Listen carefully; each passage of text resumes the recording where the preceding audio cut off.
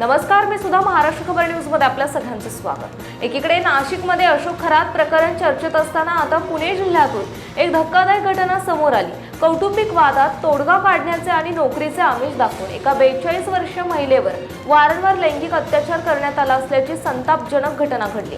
या प्रकरणी भोंदूला स्वारगेट पोलिसांनी अटक केली आहे। अंगात दैवी शक्ती असल्याचा बनाव रचणाऱ्या नराधमाने महिलेला तब्बल 50,55,000 रुपयांना लुटले असल्याचंही तपासात समोर आलं। पोलिसांनी दिलेल्या माहितीनुसार पीडित महिला आणि तिचे पती कौटुंबिक वादामुळे वेगळे राहत होते। 5 वर्षांपूर्वी या महिलेची भेट भोंदू औदुंबर मनोहर गडदे वय 43 राहणार तरडगाव पंढरपूर याच्यासोबत झाली। आपण देव ऋषी असल्याचे भासून गडदे याने महिलेला जाळ्यात ओढलं। स्वारगेट परिसरातील एका लॉजवर बोलावून पहिल्यांदा महिलेवर अत्याचार केला।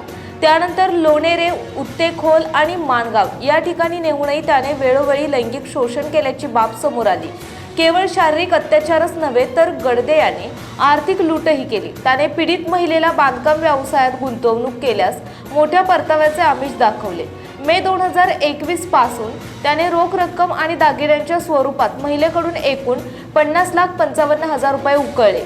आपली फसवणूक आणि शोषण होत असल्याचे लक्षात आल्यानंतर महिलेने अखेर 11 एप्रिल रोजी स्वारगेट पोलीस ठाण्यात धाव घेतली। या घटनेबाबत 42 वर्षीय महिलेने दिलेल्या फिर्यादीनुसार पीडित महिलेचं आपल्या पतीसोबत पटत नव्हतं।